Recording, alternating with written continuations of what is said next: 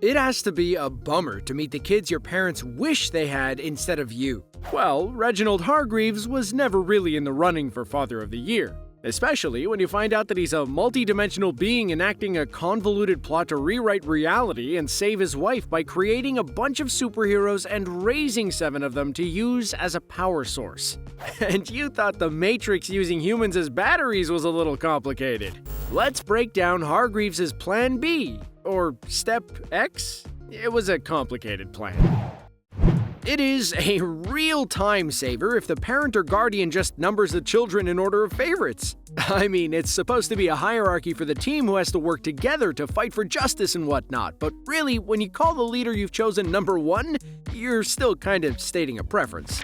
In the MCU and Marvel Comics, Captain America is held up as the ultimate Boy Scout. Now, he'd be an apple polisher, except for his willingness to stand up to even the country he represents when he feels that they're doing the wrong thing. So, it seems fitting that the Sparrow's number 1 has a little bit of a Captain America vibe to him. While he doesn't have a mighty shield to throw, he has the requisite enhanced strength, reflexes, and agility. That cocktail is enough to allow him to overpower the Umbrella's number 1 Luther with a simian upgrade to his own considerable strength. He is also highly trained, partially because his training sessions have become a spectator event where an admiring crowd gathers in the hopes of getting his towel as a souvenir. Also, in contrast to his different timeline counterpart, he is well versed in leadership and tactics, as well as a very Captain America-esque sense of doing the right thing in an effort to avoid as many punchy and kicky solutions. That's why he meets with Victor in order to form an understanding between the two teams. Unfortunately, the Kugelblitz had started defragging reality and erased Marcus before he could take the compromise to the team, leading the Sparrows to thinking the Umbrellas had killed him. Without the cool head at the helm, things spiral quickly.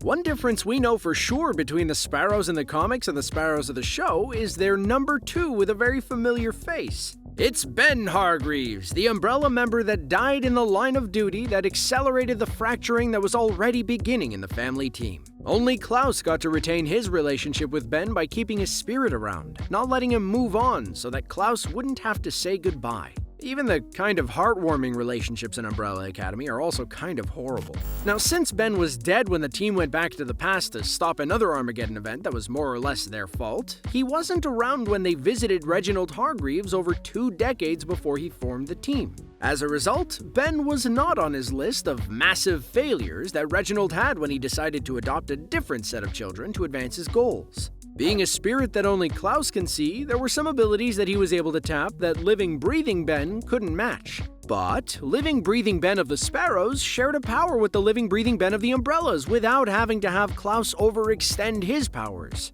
The ability to summon an interdimensional being of unimaginable horror and then control them.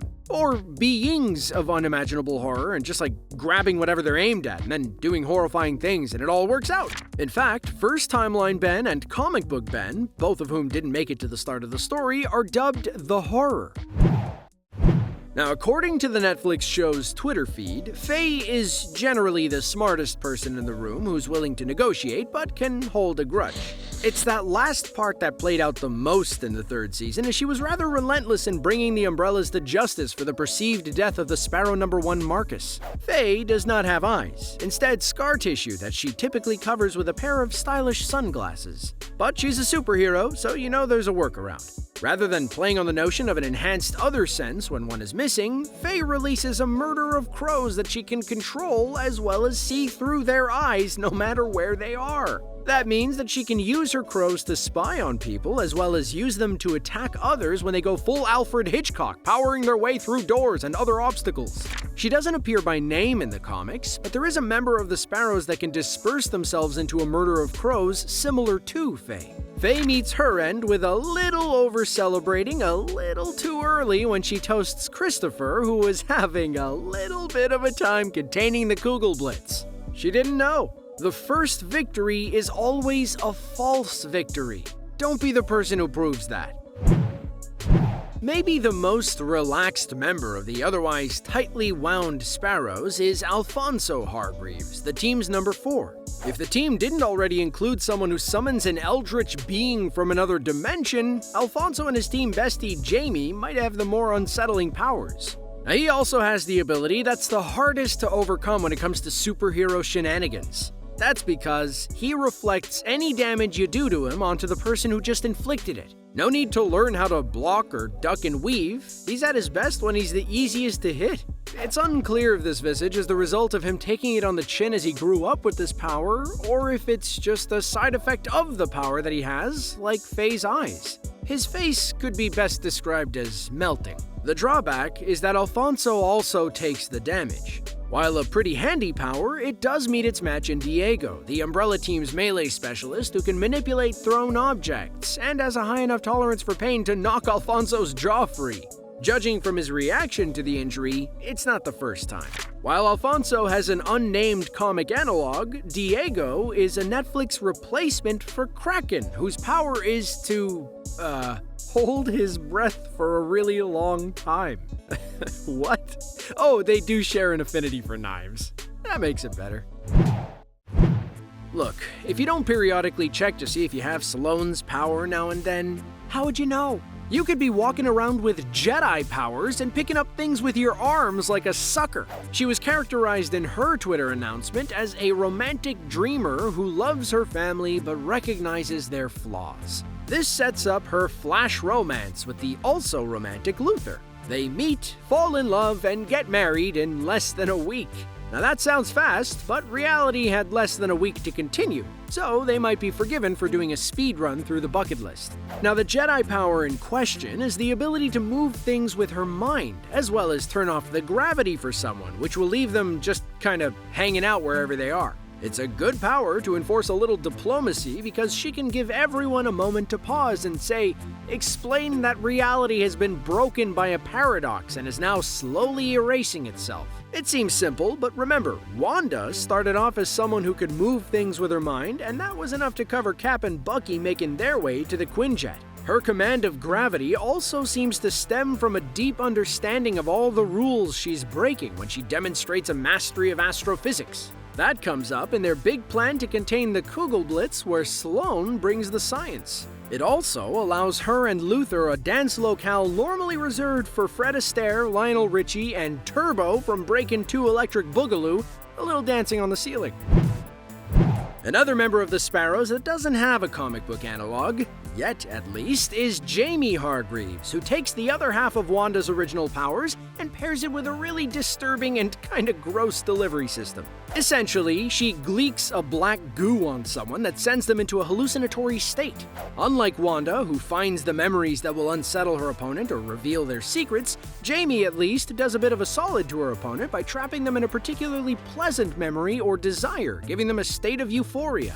Now who needs to fight when we can remember all the good times, like when the writer made me say cool things like gleek, something that I found out how to do long before I found out it actually had a name.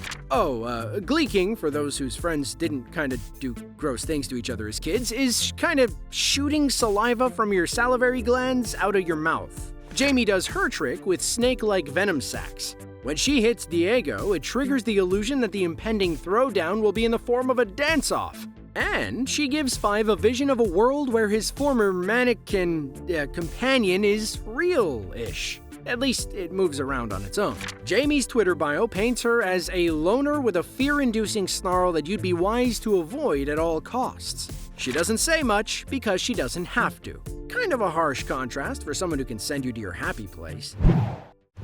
Now what can be said about Christopher, the Sparrow's number 7? Not much really. His very being is a bit of a mystery. He doesn't have an identifying physical characteristic like Alphonso or Fei. He is a defining physical characteristic, which is to say, he's a floating ornate cube. Not since Rubik the Amazing Cube, a completely for real cartoon that really happened, has a cube done so much for so many. Kinda. At least we assume. Like his Umbrella counterpart, this number 7 might be the most powerful member of the team. His Twitter bio lists some of the abilities that he demonstrates, saying he is a telekinetic cube that can turn the room freezing cold and induce paralyzing fear without so much as a warning. The trustworthy, loyal Oracle of the Sparrows is treated as just another sibling. When you're induced with paralyzing fear, you want a little warning. It's only polite. According to the math, he theoretically could contain the Kugelblitz, but the Kugelblitz cares not for your silly math when it comes to erasing a paradox, and his attempt to contain the ball lightning-shaped eraser ends when Fei tries to toast their victory. The comic book Sparrows also have a floating cube, but it's unknown how much beyond that admittedly defining feature they share in common. It's always a little weird when the adaptation outpaces the source material, getting to the conclusion before the original. That has gone horribly wrong, like they say over in Westeros. The Netflix adaptation has managed a blend of comic book elements as well as its own unique elements that allows for more creative license.